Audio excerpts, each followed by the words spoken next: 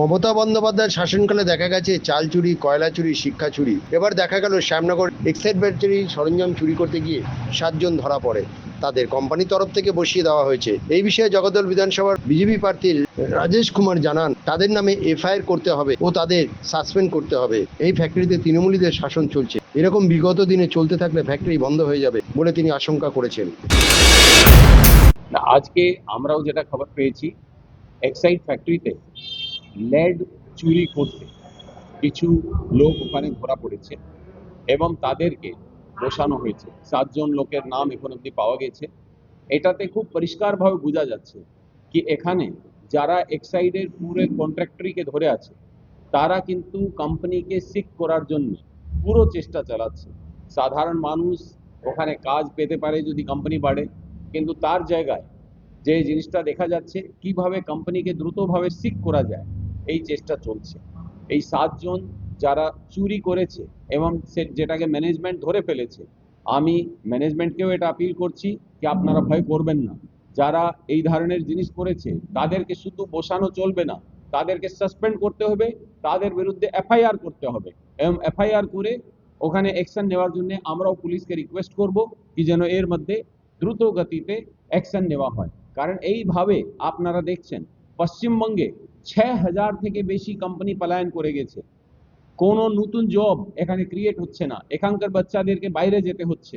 এই জিনিসটা কিন্তু চলতে দেওয়া যাবে না এবং এর মধ্যে যে কন্ট্রাক্টর এবং যারা বড় বড় লোক এর মধ্যে আছে তাদের নামেও এফআইআর করতে হবে, তাদেরকেও অ্যারেস্ট করতে হবে। তারা রুলিং পার্টির লোক আছে, কারণ প্রত্যেক জায়গার মধ্যে যেটা আমরা দেখছি, আগেও ওকল্যান্ড জুট মিলের ম্যানেজারকে যেভাবে তার উপরে অত্যাচার টর্চার করা হয়েছিল, আমি দেখছি এক্সাইডের মধ্যেও কিন্তু এই ধরনের জিনিসটা চলছে এবং ওদেরকে ভয় দেখিয়ে পুরো বিজনেসকে ওরা নিজের কন্ট্রোলে নিচ্ছে এবং নিজের কন্ট্রোলে নিয়ে সব দুর্নীতি চালাচ্ছে। এর আগেও তো এক্সাইড ফ্যাক্টরি নিয়ে এখানকার যারা সাংসদ বা নেতৃত্ব আছে তারা কিন্তু সরব হয়েছিল, আপনিও সরব হলেন, সঠিকভাবে নজর রাখতে কিভাবে দেখবেন? না, এটা তো এক্সাইড ফ্যাক্টরিতে যদি এই ধরনের দুর্নীতি চলে তাহলে তো নিশ্চয়ই এই কোম্পানি তো সিক হয়ে যাবে। এত ভালো কোম্পানি যেখানে এত কর্মসংস্থান আছে, ওই ফ্যাক্টরির উপরে এই ধরনের জিনিসটা কিন্তু সহ্য করা যাবে না।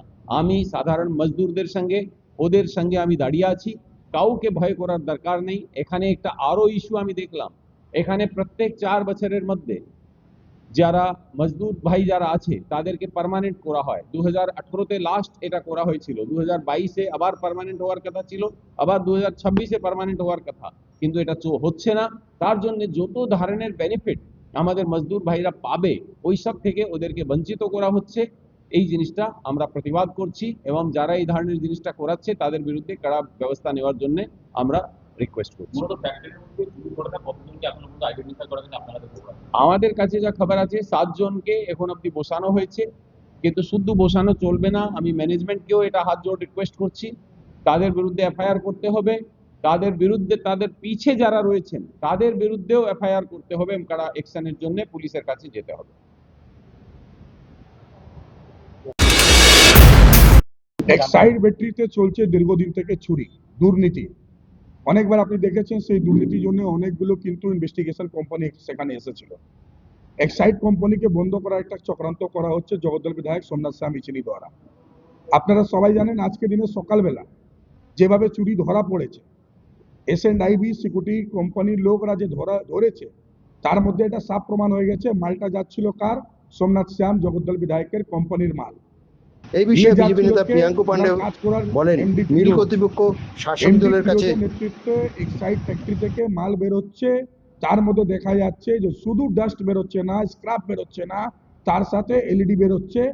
সেই চুরি করতে গিয়ে 7 জনকে ম্যানেজমেন্ট দোকান থেকে বাইরে করেছে।